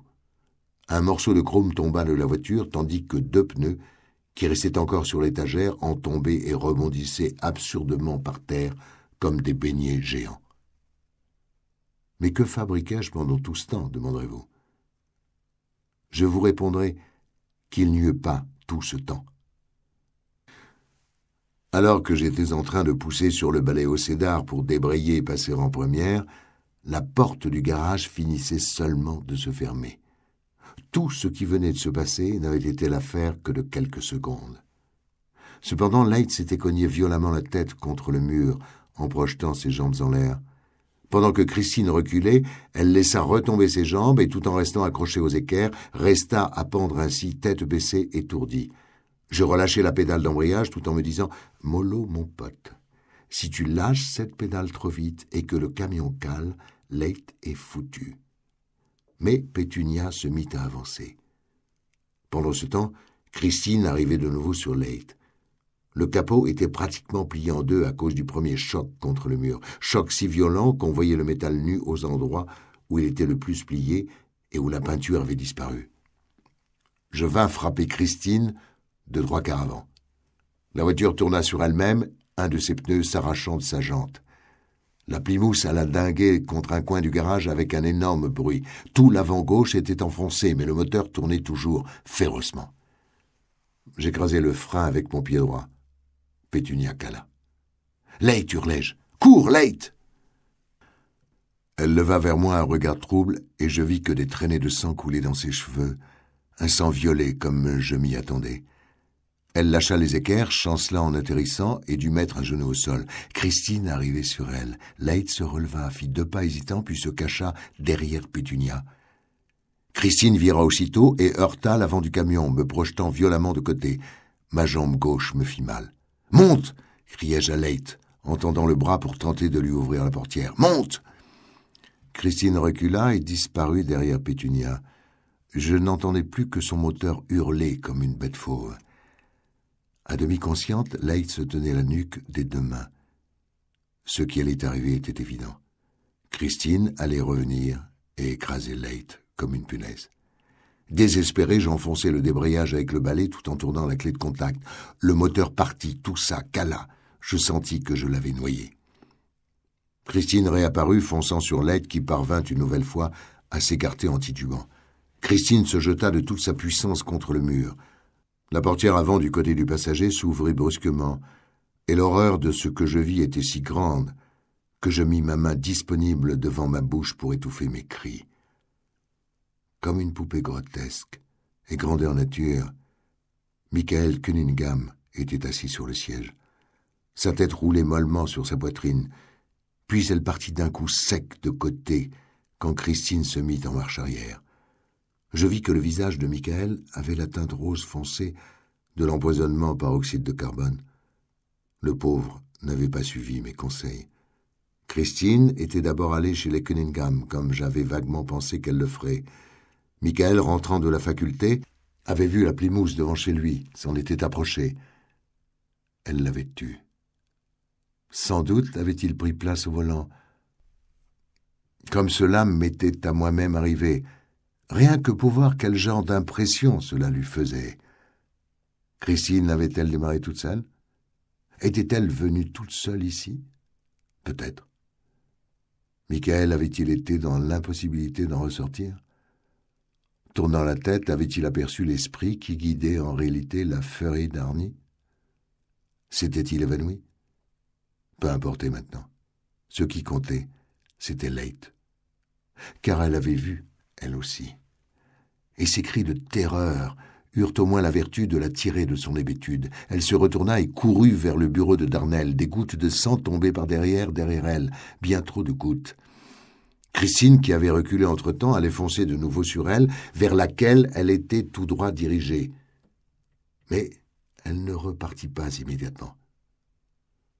Peut-être le bey savourait-il cet instant avant de tuer.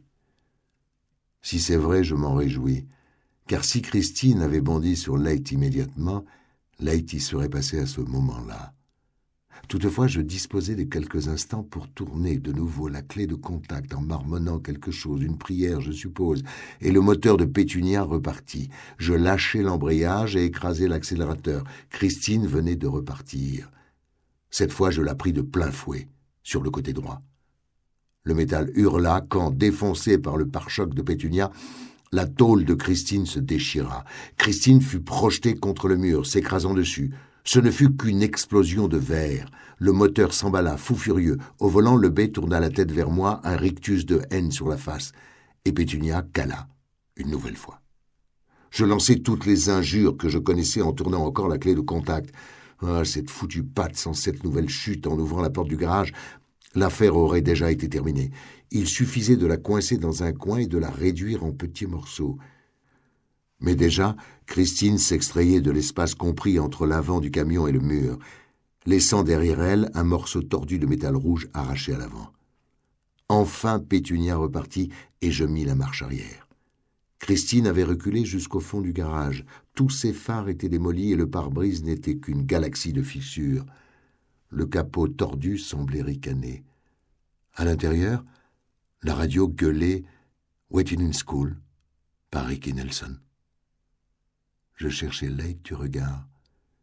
Elle était toujours dans le bureau de Will, et elle tendit la main pour me montrer quelque chose. Ses lèvres remuaient. Pendant que Christine approchait à travers toute la longueur du garage, son capot se reconstituait, se redressait, se refermait. Les phares clignotèrent puis se rallumèrent. Les morceaux de tôle qui étaient tombés, je le jure, se recousaient d'eux-mêmes. Le métal rouge, surgissant du néant, reconstituant l'entière carrosserie. Les fentes du pare-brise se réduisaient et finissaient par disparaître. Le pneu déjanté avait l'air absolument neuf. « Oh mon Dieu, me dis-je, elle est entièrement comme neuve. » Je lâchai l'embrayage hâtivement, espérant interposer le camion entre Christine et le bureau de Will, mais Christine fut plus rapide et passa. Je n'oublierai jamais les instants qui suivirent. Il reste terriblement clair dans ma mémoire, comme si je les revoyais à travers une loupe. Voyant Christine arriver droit sur elle, Leigh chancela contre la chaise de Will et tomba par terre derrière la table de celui-ci. Une fraction de seconde après, Christine se jetait sur le bureau.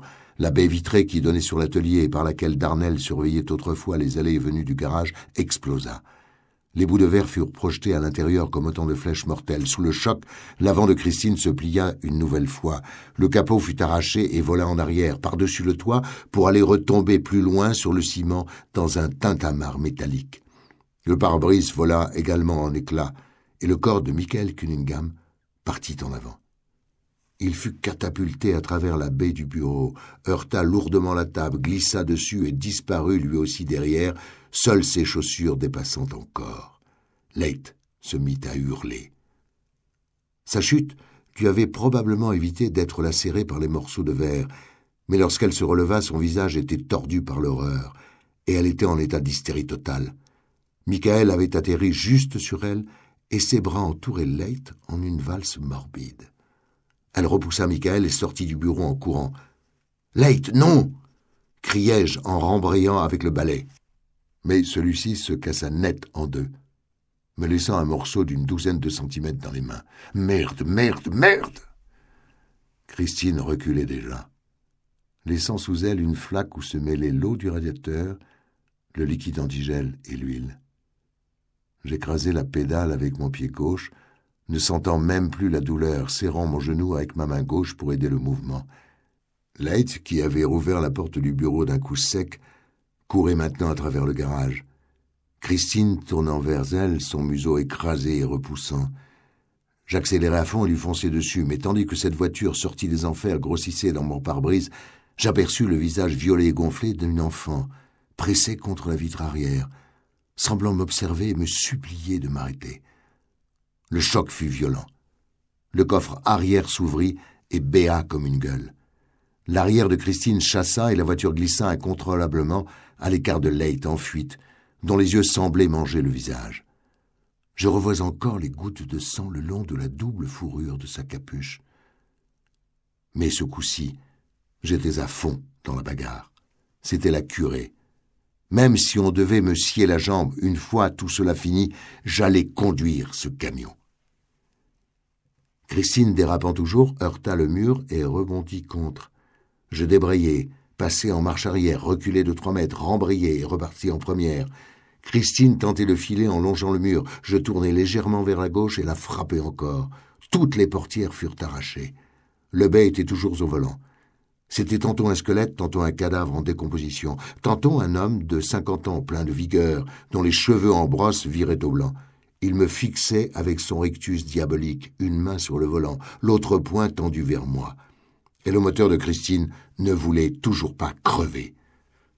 Je remis en marche arrière. Ma jambe gauche était à présent comme du métal en fusion, et j'avais mal jusqu'à l'aisselle gauche. J'avais mal, nom de Dieu, partout. Michael, bon sang, pourquoi n'es-tu pas resté chez toi? Dans le cou, dans les mâchoires, dans les... Arnie, vieux, je suis tellement triste que je voudrais... Tempe, la Plymouth, ce qu'il en restait, boitait péniblement le long d'un des murs. J'écrasai l'accélérateur. Le moteur de Pétunia hurla et je m'agrippai au volant comme à la bride d'un Mustang sauvage. Je frappai Christine sur le flanc droit et détachai nettement la carcasse de l'essieu arrière. Le choc m'envoya en plein sur le volant, qui me rentra dans le ventre et me coupa le souffle. Puis je retombai sur mon siège, hoquetant. Mais le moteur de Christine tournait toujours. Elle se tirait littéralement vers Leight, tapie dans un coin du garage, main crispée sur son visage. Elle se traînait vers elle comme un animal qui a eu les 2 pattes arrière cassées dans un piège. Et même là, la régénérescence continuait. Un pneu qui se regonflait, l'antenne radio qui repoussait, le métal qui se reconstituait. Ma jambe était inutilisable. Je la pris des 2 mains et la jetai véritablement sur l'embrayage. Ma vision se troubla sous le coup de l'horrible douleur. Je sentais presque les os frotter les uns contre les autres. Je fis gronder le moteur, passer en première et foncer. C'est alors que, pour la première fois et la seule, j'entendis la voix de Lebé, haute, amère et pleine de cette rage terrible et inextinguible. « Espèce de merdeux, va te faire foutre, lamentable merdeux, laisse-moi tranquille à la fin !»« Tu n'avais qu'à laisser mon ami tranquille !» voulus-je répondre. Mais il ne sortit de ma bouche qu'un hoquet déchiré. Je frappai Christine en plein dans l'arrière. Le réservoir d'essence éclata tandis que l'arrière de la voiture se boudinait et se tordait étant une sorte de champignon de métal. Il y eut une flamme jaune. Le moteur de Christine hoqueta, se tut, repartit et finit par se taire. Dans le garage, on n'entendait plus que le moteur de Pétunia tourner. Leight arriva en courant et en criant mon nom de façon répétée, tout en pleurant. Je me rendis compte stupidement que j'avais un foulard de mousseline rose noué autour du bras, et pendant que je le regardais, le monde devint tout gris. Les mains de Leight sur moi furent ma dernière sensation avant de m'évanouir. Je revins à moi une quinzaine de minutes plus tard, en sentant une bienfaisante humidité sur mon visage. Leight était debout sur le marchepied du côté du conducteur et me tapotait le visage avec un chiffon mouillé. Je le saisis d'une main, voulus le sucer, puis cracher. Il puait l'huile. « Denis, ne t'en fais pas. » Je suis sorti dans la rue, j'ai arrêté un chasse-neige. Le pauvre type a eu la frayeur de sa vie. Tout ce sang, il a dit une ambulance, il a dit qu'il... Tu sais, ça va, Denis? Est-ce que j'ai l'air d'aller? Non, répondit-elle en éclatant en sanglots. Alors ne pose pas de questions idiotes. Je t'aime. Elle me serra contre elle et ajouta « Le type va appeler la police aussi. » Mais c'est à peine si je l'avais entendu. Mes yeux étaient déjà sur le tas de métal tordu qui était tout ce qui restait de Christine. Tas est le mot juste. On aurait eu de la peine à reconnaître une voiture. Mais pourquoi ces débris n'avaient-ils pas brûlé? Un chapeau de roue gisait sous mes yeux tout cabossé. Combien y a-t-il de temps que tu as parlé à ce conducteur de chasse-neige? 5 minutes peut-être. Ensuite j'ai trouvé ce chiffon et je l'ai trempé dans un seau. Dieu merci, c'est fini. Ploc, ploc, ploc. Le chapeau de roue était en train de se décabosser. Soudain, il se dressa sur sa tranche et roula jusqu'à la voiture. Leight vit la même chose. Ses traits se figèrent. Ses lèvres formèrent le mot « Non ». Mais aucun son n'en sortit. « Monte en vitesse, lui dis-je, à voix basse, comme si ça pouvait nous entendre. Tu vas appuyer sur la pédale d'accélérateur pendant que je débraye avec le pied droit. Non, je ne peux pas. » L'épave s'était mise à bouger. C'est la chose la plus irréelle, la plus terrible que j'ai jamais vue. Elle tremblait comme un animal qui n'est pas tout à fait mort. Les boutons se revissaient. Les morceaux éparpillés réintégraient l'épave. « Monte !» répétai-je. Les lèvres de Leight tremblaient. « Denis, je ne peux pas.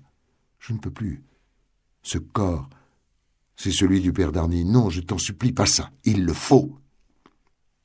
Elle jeta un coup d'œil sur le tas qui frémissait obscènement et se décida enfin à faire le tour du camion pour monter de l'autre côté. À ce moment-là, un morceau de chrome glissa contre sa jambe et les rafla profondément. Elle poussa un cri et monta rapidement dans la cabine. Elle se glissa à mes côtés et me demanda « Que dois-je faire ?»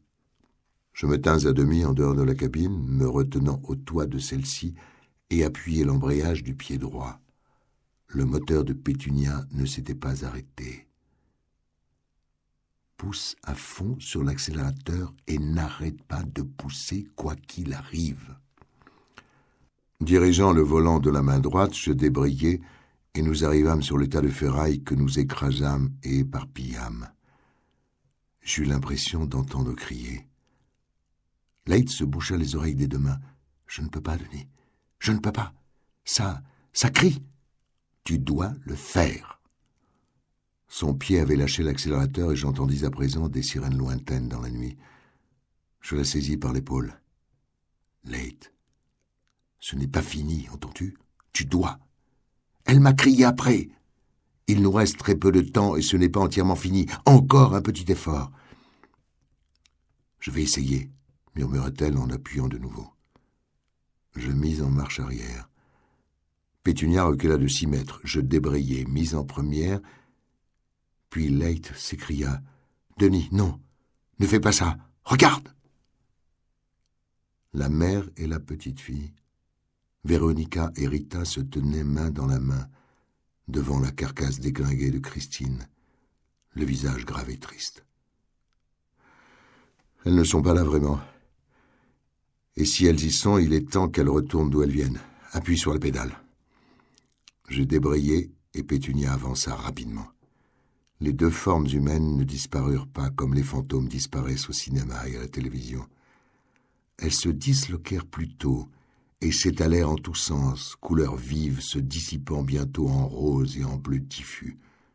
Puis, il n'y eut plus rien. Nous heurtâmes Christine, en voyant d'un guet ce qui en restait. Le métal se tordit et cria encore. « Pas là. Pas vraiment là. » psalmodiait Leigh. « D'accord, Denis, d'accord. » Sa voix me parvenait de tout au bout d'un long couloir. Je reculai. Nous revenions à l'assaut. Nous la frappâmes encore. Combien de fois? Je n'en ai aucune idée. À chaque choc, la douleur qui me montait dans la jambe obscurcissait un peu plus les choses. Je finis par détourner le regard et j'eus l'impression que dehors, l'air était ensanglanté. Ce n'était qu'un gyrophare rouge qui teignait de cette couleur la neige qui tombait. Des gens frappaient à la porte. « Ça suffit cette fois ?» me demanda Leigh. Je jetai un coup d'œil à Christine, mais il n'y avait plus de Christine. Seulement un amoncellement de bouts de métal tordus, de matière à bourrer les sièges et de verres cassés. « Faut bien. Ouvre-leur, Leigh. » Pendant qu'elle allait ouvrir, je m'évanouis de nouveau. Ensuite, ce fut une série d'images confuses. Les choses devenaient nettes pendant un moment, puis s'estompaient ou disparaissaient tout à fait.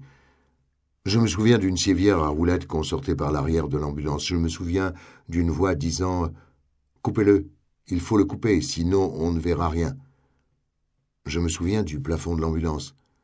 Ça ne pouvait être qu'une ambulance, car du coin de l'œil, je distinguais la forme de 2 flacons de sérum accrochés au-dessus de moi. Je me rappelle aussi un coton frais qu'on passait rapidement sur ma peau, puis la piqûre d'une aiguille. Après cela, tout devint extrêmement étrange. Je savais tout au fond de moi que je n'étais pas en train de rêver.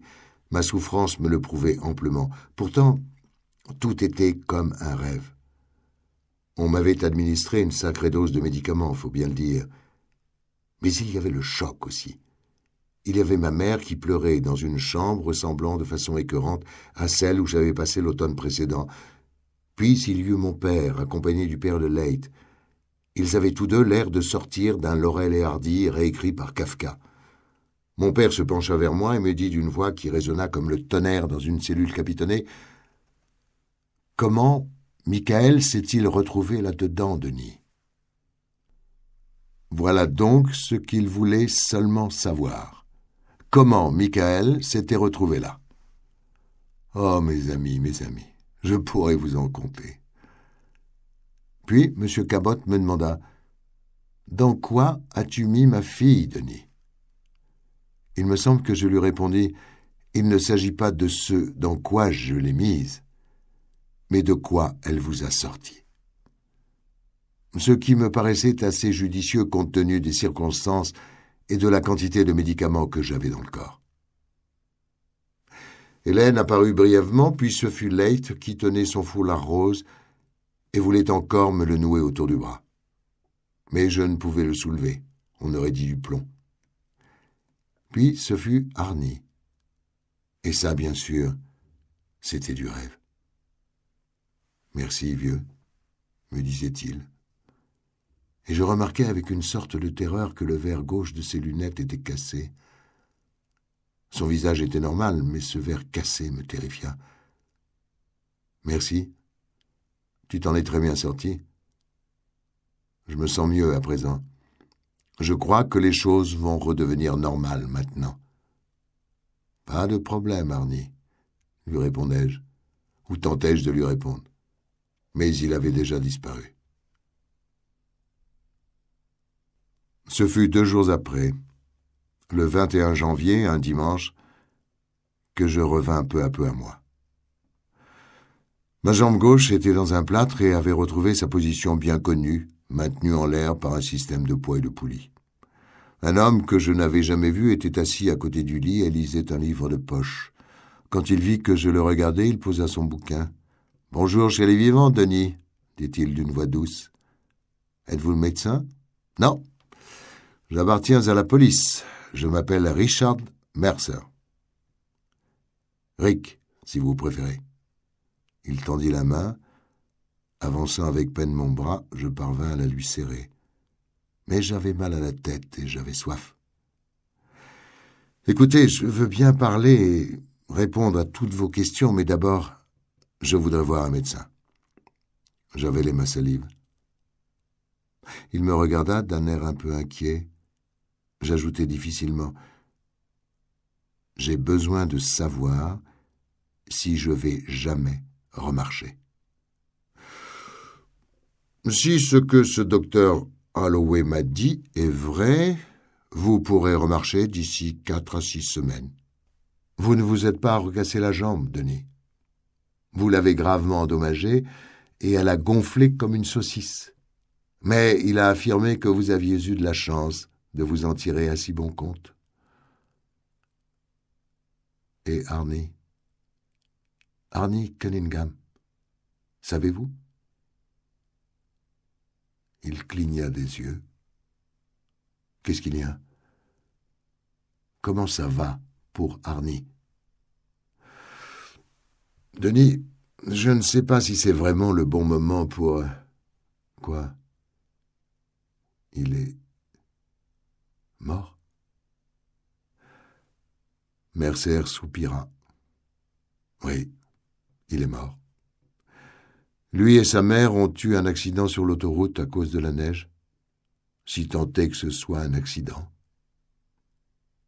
Je voulus dire quelque chose, mais je ne le pus. Je désignai le pichet d'eau fraîche qui se trouvait sur la table de nuit, tout en me disant « Quelle tristesse de se trouver dans une chambre d'hôpital et de connaître toutes les réponses. » Mercer me versa un verre d'eau et mit une paille coudée. Je bus et ma gorge me fit moins mal. Cela ne m'empêchait pas d'avoir mal partout ailleurs. Que voulez-vous dire par « si tant est que ce soit un accident » ? Vendredi dernier, au soir, les chutes de neige n'étaient pas si terribles que ça. La chaussée était mouillée et la visibilité réduite. Mais avec la prudence requise, il n'y avait pas de risque particulier. Nous avons pu déterminer qu'ils ne faisaient pas plus de 70 km/h. Leur voiture est partie de côté et a heurté un semi-remorque. La Volvo de Madame Cunningham a explosé. Je fermai les yeux. Regina? Aussi, oui. Cela n'avance à rien maintenant, mais ils n'ont probablement pas souffert, dis-je pour lui. Comme ils ont souffert au contraire tous les 3. Et tous les 3 y sont restés. Oh mon Dieu, tous les 3. Je ravalai mes larmes. Mercer resta silencieux un moment, puis reprit. Le camionneur s'est cassé un bras dans l'accident. Il a affirmé qu'il y avait 3 personnes dans la voiture Cunningham, Denis. 3? Oui. Et il a ajouté qu'ils avaient l'air de se disputer. Nous pensons qu'ils avaient pris un autostoppeur qui leur fit des histoires et qui s'est sauvé entre le moment de l'accident et celui de l'arrivée des secours. Cette idée était ridicule, évidemment, si l'on connaissait Regina Cunningham.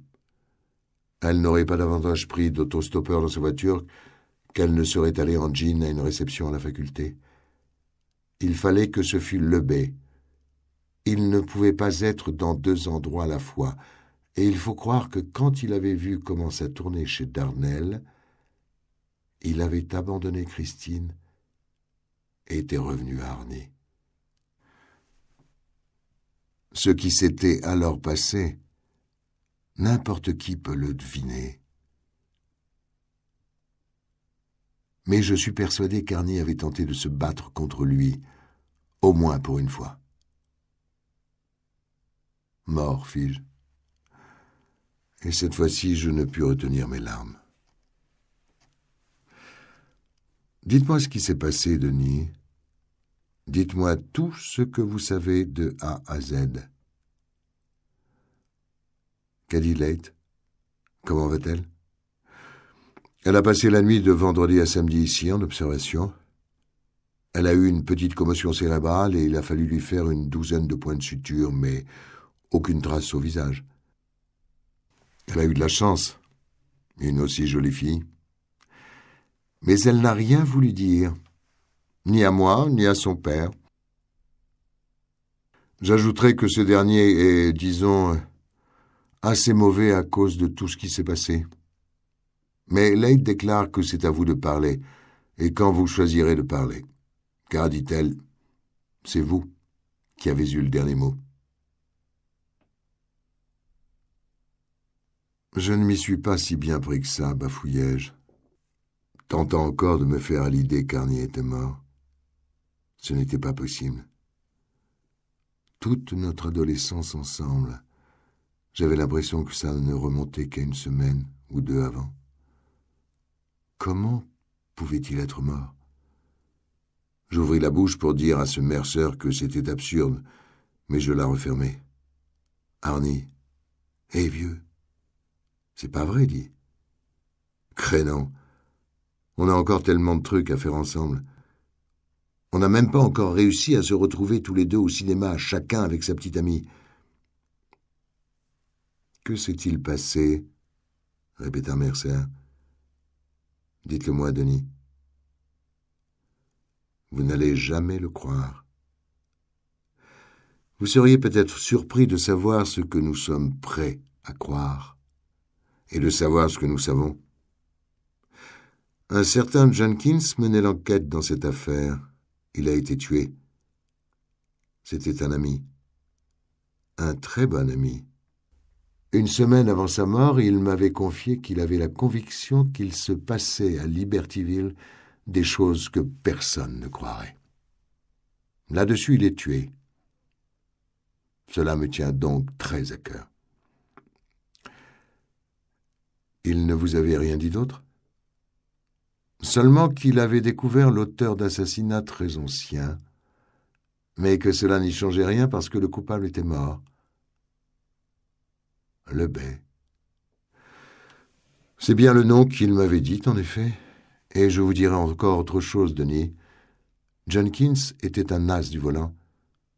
Quand il était jeune, avant de se marier, il faisait des courses de stock cars à Philadelphie. Et il a vu plus d'une fois le drapeau de la victoire descendre sur sa voiture. Quand il est sorti de la route, il fonçait à un bond 190 à l'heure dans une Dodge. Celui qui lui colla au train, et nous savons qu'il y a eu quelqu'un, devait lui-même être un sacré conducteur. Oh, c'en était un. Je suis ici sur ma propre initiative. Cela fait 2 heures que j'attends votre réveil. J'étais déjà là hier soir. Ils ont dû me mettre dehors. Je n'ai ni sténographe, ni magnétophone, même caché. Si vous devez jamais faire une déposition officielle, ce sera tout différent. Mais pour l'instant, ça se passe entre vous et moi. Il faut que je sache. Je vois parfois la femme et les enfants de redit Jenkins. Vous me suivez? Je restai un long moment silencieux, puis je lui dis « D'accord, mais vous n'allez quand même pas le croire. Nous verrons. » Je bus encore un peu d'eau, repris ma respiration et parlai pendant les 2 heures qui suivirent. Lorsque je me tus, ce ne fut pas une grande conclusion palpitante, mais la gorge sèche tellement j'avais parlé. Je ne lui demandai pas s'il me croyait ou s'il allait me faire boucler chez les dingues, mais je compris qu'il en croyait une bonne partie, car cela recoupait trop bien ce qu'il savait déjà. Quant au reste, Christine, le bey, et le passé manipulant le présent, je ne sais pas. Je ne sais d'ailleurs toujours pas, aujourd'hui. Enfin, pas vraiment. Je ne revis Mercer qu'une seule fois au triple enterrement d'Arnie et de ses parents. Les journaux parlèrent d'une tragédie assez étrange. Le père est tué par une voiture devant chez lui, pendant que la mère et le fils se tuent dans un accident de la route.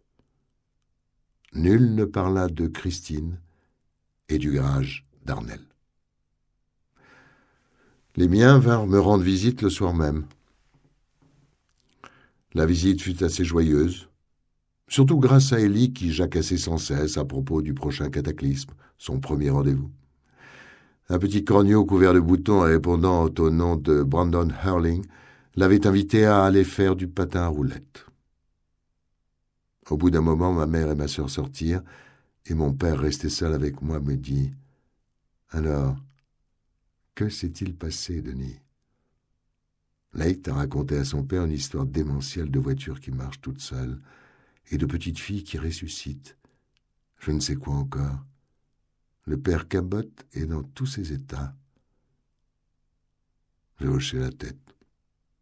J'étais très fatigué, mais je ne voulais pas que Leight ait du fil à retordre avec ses parents, ou qu'il croie qu'elle mentait ou délirait. Elle m'avait couvert par rapport à Mercer.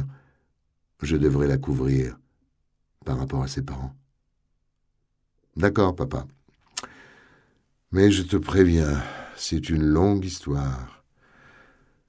Tu ne préfères pas envoyer maman et Ellie au cinéma? Si longue que ça? Oui. Il me regarda troublé.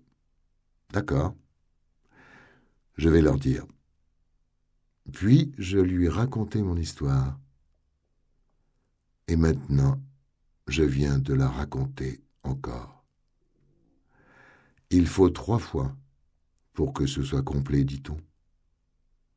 Repose en paix, Arnie. Je t'adore, vieux.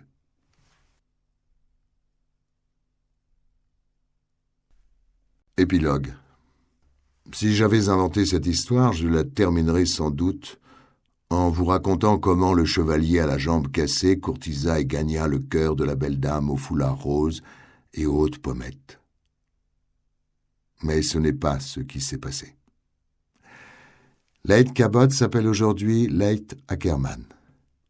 Elle habite Taos, au Nouveau-Mexique, et elle est mariée à un type de chez IBM. Elle travaille dans une agence de voyage et a 2 petites filles, des jumelles, ce qui fait qu'il lui reste peu de loisirs. Je n'ai pas perdu le contact avec elle. Mon affection pour elle ne s'est jamais démentie. Nous envoyons des cartes à Noël et à notre anniversaire. Ce genre de choses, vous voyez. Des fois, j'ai l'impression que c'était il y a bien plus de 4 ans. Que nous est-il arrivé? On ne sait pas vraiment. Nous sommes restés 2 ans ensemble. Nous avons fait l'amour très agréablement. Nous sommes allés à la fac ensemble et nous avons été amis. Son père s'est calmé après que le mien lui eut parlé, mais il m'a toujours considéré comme quelqu'un de douteux. Je pense que sa femme et lui ont été soulagés lorsque Leight et moi, nous nous sommes séparés. Mais en réalité, je sais ce qui nous est arrivé. Ce qui s'est passé ce soir-là dans le garage d'Arnel est un secret que nous partagions. Et si les amants ont besoin d'avoir des secrets, celui-là n'était pas bon. Froid et surnaturel, il sentait la folie et, pire, la mort. Certains soirs après l'amour, nous étions étendus sur le lit, nus, ventre contre ventre, et cette chose se mettait entre nous. Le visage de Roland D. le bey. J'embrassais les lèvres de Leight, ou bien ses seins, ou son ventre, brûlant de passion, et j'entendais soudain cette voix. C'est la meilleure odeur que je connaisse, sauf peut-être celle de la minette. Et je devenais de glace. Ma passion s'évanouissait en fumée et en cendres.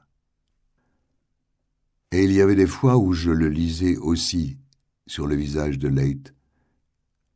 Les amants ne vivent pas toujours dans le bonheur, même quand ils font ce qu'il faut et du mieux possible. Il m'a fallu 4 ans pour apprendre cela. C'est ainsi que nous nous sommes séparés. Ni les baisers, ni les caresses, ni les promenades bras dessus, bras dessous, parmi les feuilles mortes, n'ont pu nous souder contre ce secret horrible. Leigh a arrêté ses études pour se marier. Je suis allé à son mariage sans en éprouver vraiment de la tristesse. Un brave type. Il avait une Honda Civic. Aucun problème. Ne pouvant plus faire de sport, j'ai terminé mes études supérieures avec 3 semestres d'avance. Si vous me rencontriez, vous ne remarqueriez aucun boitillement. Mais si nous marchions 6 ou 7 kilomètres, vous verriez que je tire un peu sur ma jambe gauche. Elle me fait mal les jours de pluie et les soirs de neige. L'enterrement des Cunningham a eu lieu 5 jours après l'ultime combat dans le garage. Ces 3 bières alignées faisaient penser à un enterrement militaire. En les voyant, il n'y avait plus de doute possible. Fini les jeux de notre adolescence. À la fin de la cérémonie, j'approchai sur mon fauteuil roulant des 3 cercueils et posai une main sur celui du milieu, sans savoir si c'était celui d'Arnie, ce qui importait d'ailleurs peu. Je restai ainsi, tête baissée, jusqu'à ce qu'une voix retentisse dans mon dos. « Un coup de main pour sortir du temple, Denis ?» Je tournai le cou. C'était Mercer, qui avait l'air correct d'un avocat dans son costume sombre. J'hésitai puis lui demandai « Les journaux ont écrit que Michael avait été écrasé par une voiture alors qu'il venait de glisser à terre. C'est à vous qu'on doit ça ?»« Oui, ça facilite les choses. Puis-je encore vous poser une question ?»« J'y répondrai si je le peux. Qu'avez-vous... » Ma gorge se bloqua, serrée. « Qu'avez-vous fait des morceaux ?» Mercer répondit d'un ton léger, presque comme s'il plaisantait, mais son visage avait une expression tout à fait sérieuse. J'y ai veillé moi-même. 2 de mes assistants les ont rassemblés, les ont fourrés dans le concasseur qui se trouve derrière le garage de Darnell. Ça a donné un cube à peu près gros comme ça. Il désigna une largeur d'une 50aine de centimètres avec ses 2 mains. Un de mes 2 hommes s'est même coupé salement. Il a fallu lui faire des points de suture. Mercer sourit, mais du sourire le plus glacial et le plus amer que j'ai jamais vu. Il a affirmé que le morceau de métal l'avait mordu. Puis il poussa mon fauteuil roulant jusqu'à la sortie du temple où mes parents ainsi que Leigh attendaient. Je vous ai donc raconté mon histoire, mais pas mes rêves. J'ai maintenant 4 ans de plus. J'ai ma licence et j'enseigne l'histoire dans un lycée depuis l'an passé. 2 de mes étudiants, du genre Buddy Repperton, sont même plus âgés que moi. Je suis célibataire, mais je ne me contente pas de la délicieuse absence des femmes. Je ne pense plus guère à Arnie, sauf dans les rêves. Dans un de ces rêves, je me trouve dans le temple où la cérémonie funèbre a eu lieu. Les 3 cercueils sont alignés côte à côte, mais je suis seul dans le temple. Je me tiens sur mes béquilles devant l'allée centrale, le dos tourné à la porte du temple. Je ne veux pas avancer, mais mes béquilles me tirent malgré moi. Je touche le cercueil central. Aussitôt, il s'ouvre. Étendu sur le revêtement satiné, il n'y a non pas Arnie, mais Roland Des Lebet. Un cadavre en putréfaction revêtu de son uniforme.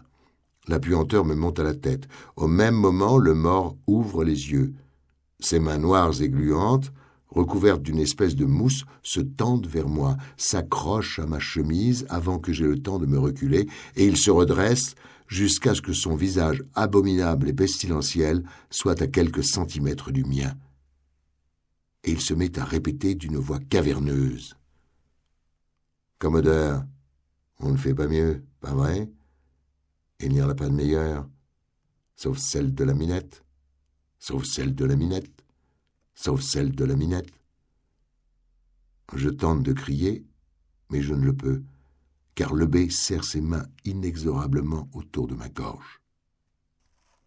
Dans l'autre rêve, qui est pire d'une certaine manière, je viens de terminer un cours. Et ramassant les livres et les papiers que je fourre dans ma serviette, je sors de la salle de classe.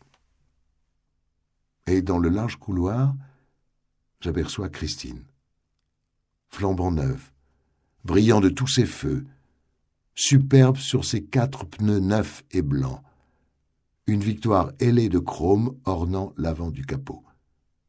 Elle est vide. Mais le moteur accélère, puis ralentit. Accélère, puis ralentit. Accélère, puis ralentit. Parfois, la radio joue, et c'est la voix de Ritchie Valens, tué il y a longtemps dans le même accident d'avion que Buddy Holly et J.P. Richardson, dit le Big Bobber. Ritchie braille la bamba sur un rythme typique. Christine bondit soudain vers moi, collant du caoutchouc de ses pneus sur le sol du couloir, arrachant tout des 2 côtés avec les poignées de ses portes. Et je vois une plaque à l'avant représentant un crâne blanc qui ricane sur fond noir, avec au-dessus les mots « Le rock'n'roll ne mourra jamais ». C'est alors que je me réveille, parfois en criant, toujours en me tenant la jambe. Mais je fais de moins en moins souvent ces rêves. Dans un bouquin de psychologie que j'ai lu pendant mes études, j'en ai lu pas mal, espérant sans doute comprendre certaines choses incompréhensibles, on disait que les êtres humains rêvent de moins en moins en vieillissant. Je suppose donc que cela ira mieux de ce côté-là. À Noël l'an dernier, lorsque j'ai envoyé à Leith la carte de vœux habituelle, j'ai ajouté en bas impulsivement « Comment le prends-tu » Puis j'ai posté ma carte avant de changer d'avis. Sa réponse m'est parvenue 1 mois plus tard. Sa carte représentait le nouveau centre artistique de Taos. À côté de l'adresse, ces simples mots « Comment prends-je quoi ?» Elle. Je crois que d'une manière ou d'une autre, on finit toujours par apprendre ce qu'on voulait savoir. À peu près à la même époque, on dirait que c'est toujours vers Noël que mes pensées reviennent à ce sujet. J'ai envoyé un petit mot à Rick Mercer pour lui poser une question qui me turlupinait de plus en plus. Qu'avait-il fait du cube de métal concassé qui avait un jour été Christine ? Il ne m'a pas répondu. Avec le temps, j'apprends aussi à ne pas savoir cela. D'ailleurs, j'y pense moins. Je vous assure. Mais il y a une autre raison qui m'a poussé à écrire tout cela. Son obstination, sa fureur sans fin. C'est une chose que j'ai lue dans le journal il y a quelques semaines. Un petit article repris d'Associated Press pour son caractère étrange, je suppose. Oui, c'est cet article qui m'a poussé à écrire davantage que tous les rêves et les vieux souvenirs. L'article concernait un certain Sander Galton, dont on peut logiquement penser que son diminutif devait être Sandy. Ce Sander Galton avait trouvé la mort en Californie où il travaillait dans un cinéma en plein air de Los Angeles. Il était apparemment seul et fermait le cinéma après la dernière séance. Il se trouvait au bar. Une voiture avait traversé le mur, poussé le comptoir, renversé la machine à pop-corn et l'avait happé, tandis que la victime tentait d'ouvrir la serrure de la cabine de projection. La police avait retrouvé la clé de celle-ci dans sa main. Bien sûr que c'est impossible, Mais ce l'était autant quand cette histoire a commencé. Je pense à George LeBay, dans l'Ohio, à sa sœur au Colorado, à Leyte, au Nouveau-Mexique. Et si ça recommençait? Et si elle allait revenir dans l'est du pays pour terminer le boulot? Me garde-t-elle en dernier? Son obstination, sa fureur sans fin.